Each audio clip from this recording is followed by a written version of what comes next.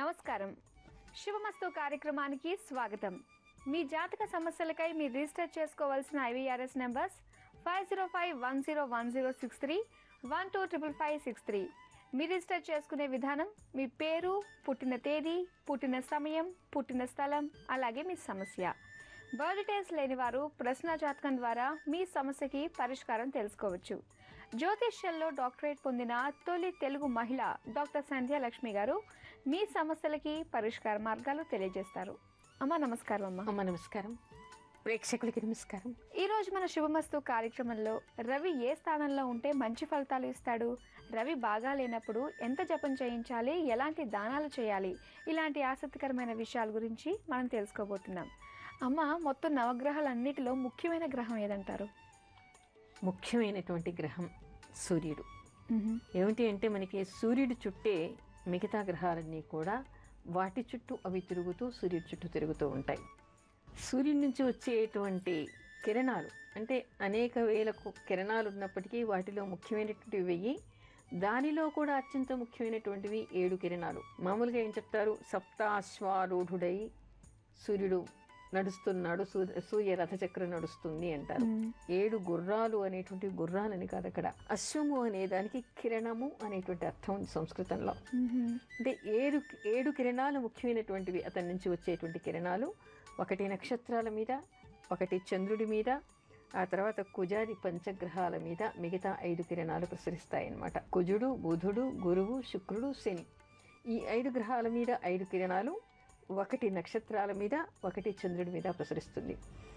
ఆ తర్వాత వాటి మీద ప్రసరించిన తర్వాత మిగతా గ్రహాల మీద ప్రసరించినటువంటిది మళ్ళీ పరావర్తనం చెంది భూమి మీదకి వస్తుంది. కాబట్టి ఆ గ్రహ ప్రభావం కూడా వాటి మీద ఉంది అని చెప్పుకుంటాం. అంటే గ్రహాలన్నీ కూడా వాటి చుట్టూ అవి తిరుగుతూ సూర్యుడి చుట్టూ తిరుగుతాయి. అదేవిధంగా చంద్రుడు భూమి చుట్టూ తిరుగుతూ ఉంటాడు, భూమి సూర్యుడి చుట్టూ తిరుగుతూ ఉంటుంది. అంటే కేంద్ర స్థానం ఏదైంది? రవి. రవి వలన వచ్చేటువంటి కిరణాల వల్లే అవి ప్రభావితం అవుతున్నాయి. అవి స్వయం ప్రకాశకం కావు. రవి శక్తి వల్ల మాత్రమే అంతా నడుస్తోంది. అందుకని రవికి గ్రహరాజు అనేటువంటి పేరుంది. అలాగే సూర్యుడు ఏ స్థానాల్లో ఉంటే మంచి ఫలితాలు ఇస్తాడంటారు? సూర్యుడు మామూలుగా జ్యోతిష్ శాస్త్రాన్ని అనుసరించి మనం చెప్పుకోవాలంటే 3, 6, 11 స్థానాల్లో ఉంటే మంచి ఫలితాలను ఇస్తాడు. 11వ ఇంట ఉంటే ఆ జాతకంలో ఉండేటువంటి కోటి దోషాన్ని హరిస్తాడట. అంటే స్వస్థానంలో కానీ బలం కలిగి కానీ ఉంటే సూర్యుడు మిత్రస్థానాల్లో కానీ స్వస్థానంలో కానీ ఉచ్చస్థానంలో కానీ బలం కలిగినటువంటి సూర్యుడు 11వ ఇంట ఉంటే ఆ జాతకంలో ఉండేటువంటి కోటి దోషాల్ని హరిస్తాడు. అదేవిధంగా 3, 6 ఉంటే కూడా మంచి ఫలితాలను ఇస్తాడు.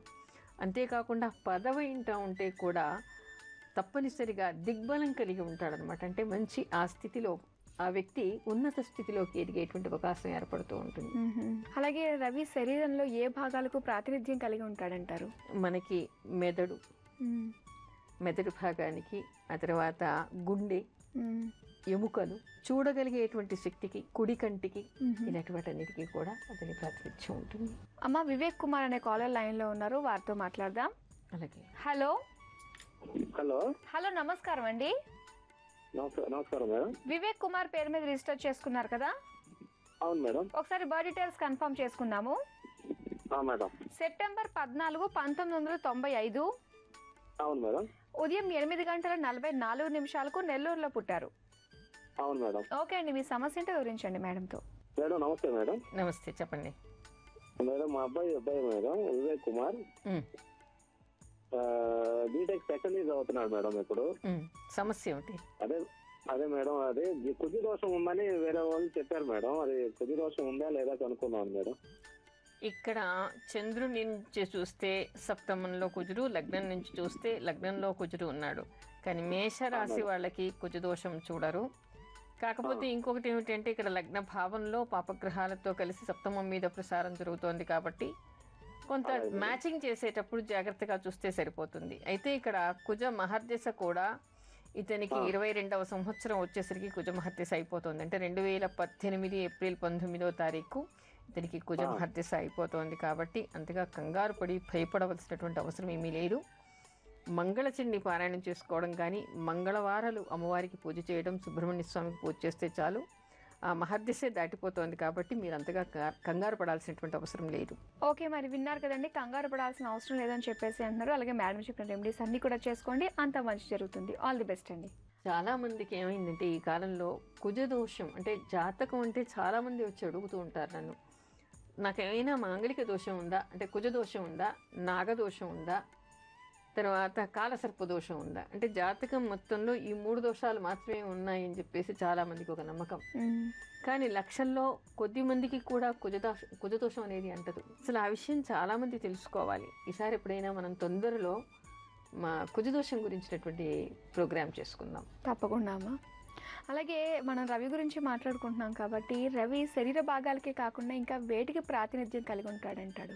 రవి ఆత్మకారకుడు, ఆత్మ శరీరానికి సంబంధించింది కాదు, ఆత్మకారకుడు, తండ్రికి కారకుడు, అధికారికి కారకుడు, మన పై అధికారికి కూడా కారకుడు, ఆ తర్వాత రాజు, దేశపు రాజుకు కారకుడు, వైద్యానికి కారకుడు, మనం చూడగలిగేటువంటి శక్తికి కారకుడు. అలాగే జాతకంలో కనుక సూర్యుడు అంటే రవిగ్రహం బాగలేకపోతే ఎలాంటి జబ్బులు వచ్చే అవకాశాలు ఉంటాయంటారు? జాతకంలో రవి బాగా లేకపోతే అనేక రకాల జబ్బులు వచ్చేటువంటి అవకాశం, వాటిలో ముఖ్యంగా ఎముకలకు సంబంధించినటువంటి వ్యాధి వచ్చేటువంటి అవకాశం. అదేవిధంగా ఉదరకోశంలో జఠరాగ్నికి కూడా కారకుడు కాబట్టి రవి బాగా లేకపోతే, జఠరాగ్ని బాగా లేకపోతే అజీర్ణ సంబంధమైనటువంటి వ్యాధులు, దాని నుంచి తీవ్రమైనటువంటి వ్యాధికి దారి తీసేటువంటి అవకాశాలు కూడా ఉంటూ ఉంటాయి. మెదడు వాపు, మెదడుకు సంబంధించినటువంటి వ్యాధి, తర్వాత అపస్మార వ్యాధి, ఈ వీటన్నిటికి సంబంధించినటువంటి జబ్బులు రావచ్చు. అమ్మ, రవి ఏ గ్రహాలతో కలిసి ఉంటే కష్టాలు వస్తాయంటారు? కష్టాలు అంటే ఇక్కడ అనేక కోణాల్లో మళ్ళీ చెప్పుకోవాల్సి వస్తుంది కదా. ఇక్కడ ఎవరికైనా రవి పాపగ్రహాలతో కలిసి దుస్థానాలతో ఉన్నాడనుకోండి, మనం ఇంతకుముందు కూడా పిచ్ గురించి చెప్పుకున్నాం. అదేమిటంటే అపస్మార వ్యాధి రావడం కానీ, పెరాలిటిక్ అటాక్ రావడం కానీ ఇలాంటివి రావచ్చు. తర్వాత తండ్రికి ఏదైనా హాని, అంటే రాహుతో కలిసి ఉన్నప్పుడు తండ్రికి ఏదైనా హాని జరగవచ్చు. అంటే వీళ్ళ వలన చాలామందికి అపోహ ఏమిటంటే పుట్టగానే ఆ వ్యక్తిని చూడడం, రాహు రవి కలిసి ఉన్నాడంటే వీడు పుట్టడం వల్ల తండ్రికి ఏదో జరిగింది అనుకుంటారు. కానీ అందరూ అలాంటి భ్రమలో ఉండొద్దు. తండ్రి జాతకం ముందే ఉంటుంది కాబట్టి తండ్రి జాతకంలో కూడా తండ్రికి హాని కలిగేది ఉంటుంది. ఇది ఒక అర్థం లాంటిది మాత్రమే, అలాంటిది ఇక్కడ చూపిస్తుంది. అయితే తండ్రికి సంబంధించింది రాహు తర్వాత రవి కలిసి ఉండటం వల్ల తెలుస్తుంది. అయితే కష్టాలు అని కదా మీరు అన్నారు. రవి కుజుడు కలిసి ఉండటం వలన ఎక్కువ కఠినంగా ఉండటం వలన వచ్చేటువంటి శత్రుబాధలు పెరిగేటువంటి అవకాశం ఉంటుంది. రవి బుధ కుజ శనులు కలిసి ఉండటం వలన, ఇంకా అక్కడ కేతు కానీ రాహు కానీ ఉంటే ఒక రకమైనటువంటి సైకిక్గా తయారయ్యేటువంటి అవకాశం కానీ ఉంటుంది. తర్వాత రాహుతో ఉన్నప్పుడు ఎక్కువగా రవి బలహీనుడై రాహుతో కలిసి కుజుడితో కలిసి పాపగ్రహాలతో కలిసి దుస్థానాల్లో కానీ పంచమంలో కానీ ఉండటం వలన ఎక్కువ భయంతో, ఫోబియాతో మంచం పట్టేటువంటి అవకాశాలు కూడా ఉంటాయి. అంటే అవి తీవ్రతరమైనటువంటివి. తేలిగ్గా చెప్పుకోవాలి అంటే రవి కుజులు ఇద్దరు కూడా పంచమంలో కానీ పాపగ్రహ సంబంధం కలిగి లగ్నంలో కానీ ఉన్నప్పుడు, చంద్రుడితో కలిసి ఉన్నప్పుడు బీపీ లాంటివి కూడా వచ్చే అవకాశం ఉంటుంది. ఆ తర్వాత రవి బుధుడు ఇద్దరు కలిసి శనితో కలిసి మరికొన్ని స్థానాల్లో ఉండటం వలన మాట రాకపోవడం కానీ, నరాలకు సంబంధించినటువంటి వ్యాధులు కానీ వచ్చేటువంటి అవకాశం. రవి బుధ రాహులు కలిసి పాపగ్రహాలు పాప స్థానాల్లో ఉండటం వల్ల చర్మ వ్యాధులు వచ్చేటువంటి అవకాశం కూడా ఉంటుంది. తర్వాత పంచమ స్థానంలో రవి పాపగ్రహాలతో కలిసి ఉండటం వలన గుండె జబ్బులు వచ్చేటువంటి అవకాశం ఉంటుంది. రవి ఉచ్చ స్థానాల్లో ఉండటం వలన కంటి జబ్బులు వచ్చేటువంటి అవకాశం ఉంటుంది. అంటే మేషంలో ఉచ్చ స్థానంలో ఉన్నా కూడా కంటి జబ్బు వచ్చేటువంటి అవకాశం ఉంటుంది. రవి సింహంలో ఉన్నా కూడా కొంతవరకు కంటి జబ్బు వచ్చేటువంటి అవకాశం ఉంటుంది. రవి తులలో నీచలో ఉన్నా కూడా కొన్ని రకాల కంటి జబ్బులు వచ్చేటువంటి అవకాశం ఉంటుంది.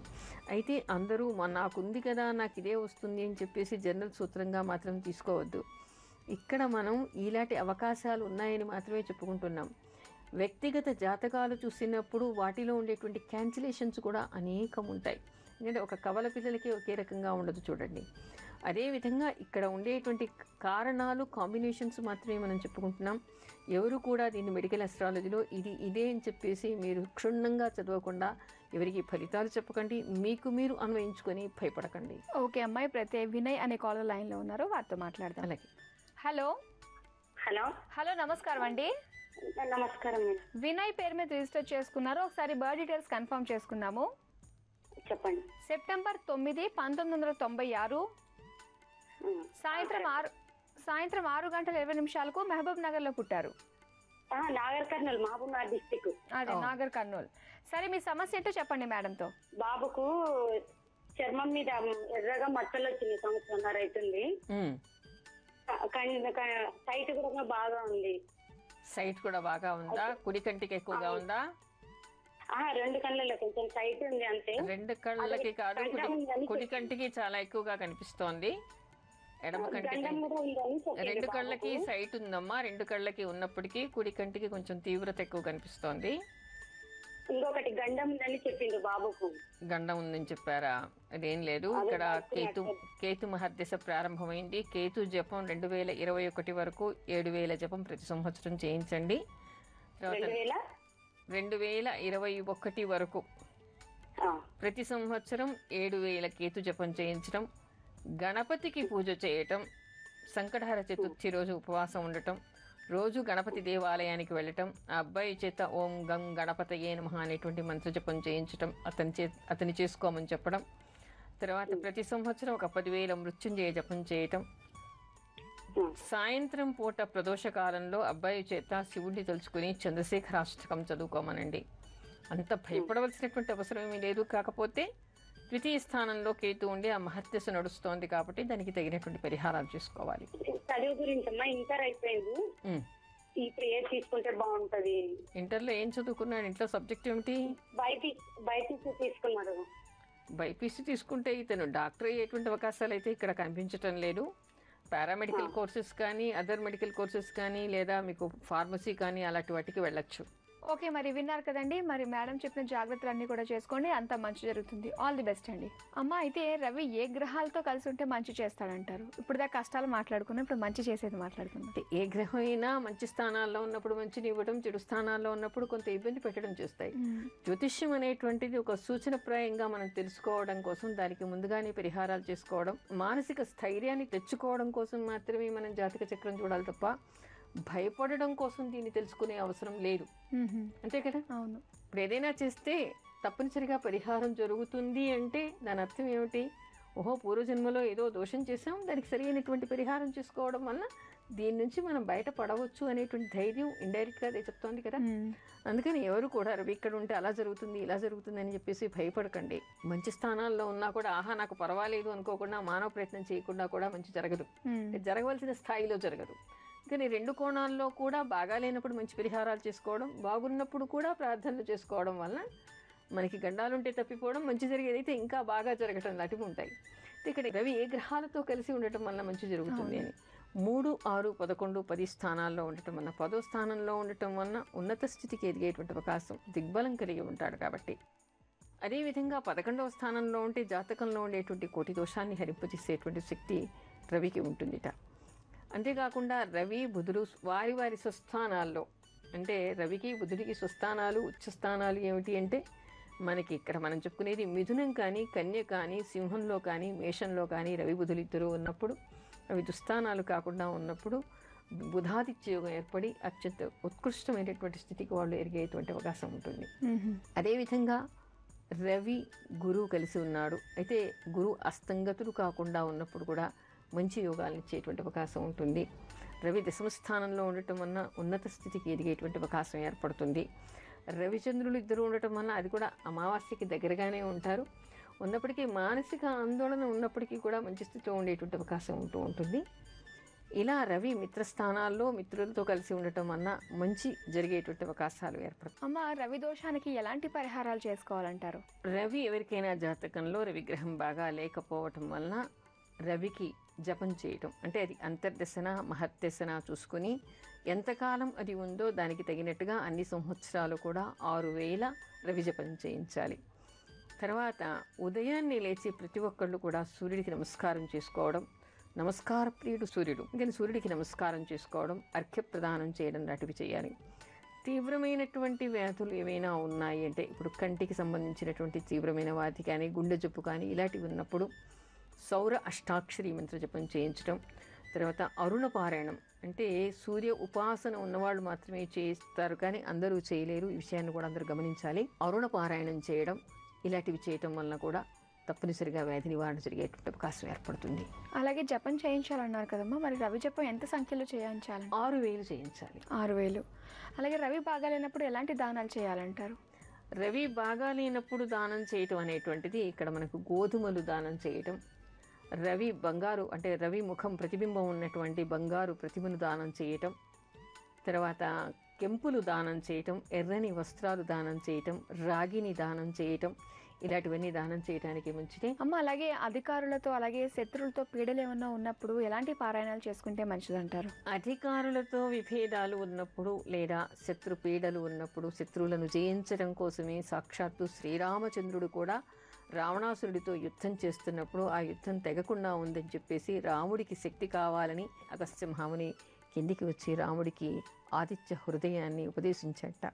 అందుకని ఎవరైనా సరే రోజు ఉదయాన్నే సూర్యుడికి నమస్కారం చేసుకుని ఆదిత్య హృదయం చదువుకోవటం వలన అధికారుల మన్నని పొందటం, తర్వాత శత్రువులపైన విజయాన్ని పొందడం లాంటివి జరిగే అవకాశం ఉంటుంది. అలాగే కంటి జబ్బులు ఉన్న వాళ్ళు ఏ మంత్రం చదువుకోవాలంటారు? కంటి జబ్బులు ఉన్నటువంటి వాళ్ళు చదువుకోవడానికి మంత్రం అయితేనేమో రోజు సూర్యుడికి నమస్కారం చేస్తూ చక్షుర్మే దేహి అక్షిభ్యాం, చక్షుర్మే దేహి అక్షిభ్యాం అని ప్రార్థన చేయాలి.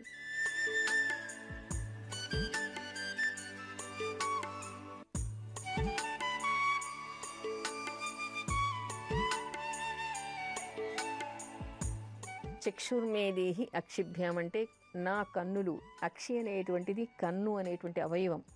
ఈ కన్ను అనేటువంటి అవయవానికి చూడగలిగే చక్షురింద్రియాన్ని అంటే చూడగలిగేటువంటి శక్తిని ప్రసాదించు అని ప్రార్థించడం అవుతుంది. ఆ విధంగా ప్రార్థించాలి. అదేవిధంగా చాక్షుషోపనిషత్తు అనేటువంటి ఒక ఉపనిషత్తు మనకి కంటి నేత్ర వ్యాధుల్ని పోగొట్టడం కోసం, కంటి చూపును మెరుగుపరచడం కోసం ఉన్నటువంటి ఉపనిషత్తు. ఆ చాక్షుషోపనిషత్తు చదువుకోవచ్చు. దాన్ని నేత్రోపనిషత్తు కూడా అని కూడా అంటారు. అదే కాకుండా అక్షి సూక్తం అనేటువంటిది కూడా ఒకటి ఉంది. ఆ అక్షి సూక్తాన్ని చదువుకోవచ్చు, చాక్షుషోపనిషత్తు కూడా చదువుకోవచ్చు. అమ్మ, గుండె జబ్బులు ఉన్న వాళ్ళు ఏ మంత్రం చదువుకోవాలంటారు? గుండె జబ్బులు ఉన్నటువంటి వాళ్ళు ఒక పని చేయాలి. రోజు గుండె మీద చేయి వేసుకుని అచ్యుతానంత గోవింద అచ్యుతానంత గోవింద అనుకోవడం. కంటి జబ్బులు ఉన్నవాడు కూడా కంటి మీద చేయి వేసుకుని అదే మంత్రాన్ని చేసుకోవాలి. రోజు సూర్యుడికి అర్ఘ్యప్రదానం చేసి సూర్యుడికి నమస్కారం చేసి హృద్రోగ నివారకాయ నమః, హృద్రోగ నివారకాయ నమః అని చెప్పేసి సూర్యుడికి నమస్కారం చేసుకోవాలంటే హృద్రోగాన్ని పోగొట్టమని చెప్పి పోగొట్టగలిగేవాడా అని చెప్పేసి నమస్కారం చేసుకోవడం.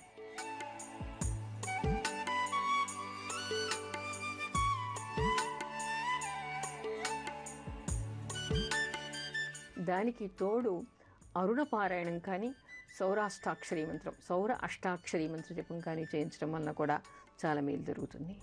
అలాగే సూర్యుని పూజ చేసే వాళ్ళు ఎలాంటి నియమాలు లాంటివి పాటించాలంటారు?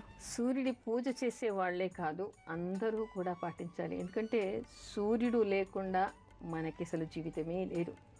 పాడి లేదు, పంట లేదు, వెలుతురు లేదు, తినడానికి లేదు, ప్రాణశక్తి లేదు, మనమే లేము. మన ఆత్మ లేకుంటే శరీరమే లేదు. అందుకని ప్రతివాడికి కూడా సూర్యుడి అనుగ్రహం కావాలి. అయితే సూర్యవ్రతం చేసేవాళ్ళు ముఖ్యంగా దీన్ని పాటించాలి. ఏమిటంటే సూర్యోదయం కాకుండా నిద్ర లేవాలి. నేను ఇంకోసారి చెప్పాలనుకున్నాను. అసలు వాస్తు దోషాలను చాలామంది అంటూ ఉంటారు కదా. అసలు గ్రహ దోషాలు ఏ విధంగా ఏర్పడతాయి, ఇంట్లో చిన్న చిన్నవి మనం ఏమేమి చేసుకోవాలి అనేటువంటి ముఖ్యమైనటువంటి చాలా విషయాలు ఉన్నాయి. ఒక ఎపిసోడ్లో ప్రత్యేకంగా మనం చెప్పుకుందాం.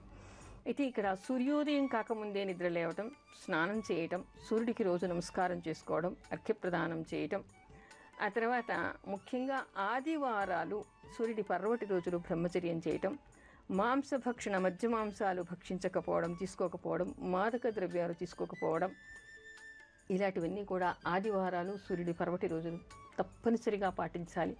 ఆదివారం చాలామంది సెలవు వచ్చిందని చెప్పేసి మాంసాహారం తీసుకుంటూ ఉంటారు. అది చాలా దోషం అనేటువంటి విషయాన్ని తెలుసుకోవాలి. సప్త మహారోగాలకి వచ్చేటువంటి అవకాశాలు ఏర్పడతాయి అని చెప్పి చెప్తారు. అంటే ఇది మనకి సూర్య అష్టకంలో ఉంది, నేను చెప్పటం లేదు. మీరు ఎవరైనా సూర్య అష్టకం చదవండి. దానివల్ల దరిద్రమని రోగకారకం అవుతుంది అనేటువంటి విషయాలు మనకే కనపడతాయి. అందుకని తర్వాత ఆదివారం తప్పనిసరిగా తండ్రి లేనటువంటి వాళ్ళైతే పితృతర్పణం చేయాలి. ఆదివారం రోజు భోజనం రాత్రి చేయకూడదు. ఎవరైనా మరణించినప్పుడు ప్రాయశ్చిత్తం మనకి చెప్తారు. అక్కడ సంకల్పం చేసి ప్రాయశ్చిత్తం చేసిన తర్వాతనే ఆ తర్వాత శవదహనం చేస్తారనమాట. అది చేసినప్పుడు బ్రాహ్మణ చదివే మంత్రాన్ని మీరు గమనించండి. ఏమని ఉంటుందంటే ఆదివారం రాత్రి భోజనం చేసిన దానికి దోష పరిహారం చేయాలి అని. అంటే ఆ రోజు చాలా నియమనిష్టలతో ఉండాలి అనేటువంటి విషయం మనకి కనపడుతుంది. అంటే సూర్యుడి కోసం మనం ఎంత దీక్షగా ఎంత నియమనిష్టలతో ఉండాలి అనేటువంటి విషయం అర్థమవుతుంది కదా. ఇలాంటివన్నీ కూడా అంటే ఆదివారం రోజు ఎవరు కూడా మాంసం తినకూడదు, మద్యపానం చేయకూడదు, మాదక ద్రవ్యాలు తీసుకోకూడదు, స్త్రీ సంభోగం పనికిరాదు, ఆ రోజు రాత్రి భోజనం చేయకూడదు. తర్వాత ఆ రోజు తప్పనిసరిగా పితృతర్పణం, తండ్రి లేనటువంటి వాళ్ళైతే పితృతర్పణం చేయాలి. ఇలాంటి నియమాలు. అందులో ఉదయమే రోజు కూడా, ఆదివారమే కాదు రోజు కూడా సూర్యోదయం కాకుండానే నిద్రలేచిన తర్వాత తొందరగా స్నానం చేసి సూర్యుడికి నమస్కారం చేసుకుని అర్ఘ్యప్రదానం చేయాలి. ఇలాంటివి రోజు చేస్తూ ఉండటం వలన నమస్కార ప్రియుడైనటువంటి సూర్యుడి అనుగ్రహం పొందటం వలన శక్తి, ఆత్మశక్తి పెరుగుతుంది. ఆత్మశక్తి పెరగటం వలన మనం దేనైనా తట్టుకునేటువంటి శక్తి మనకి ఏర్పడుతుంది. ఓకే అమ్మ, చాలా చక్కటి విషయాలు తెలియజేశారు. వాళ్ళకి సమయం అయిపోయింది, మళ్ళీ మనం రేపు కలుసుకుందాం అమ్మా.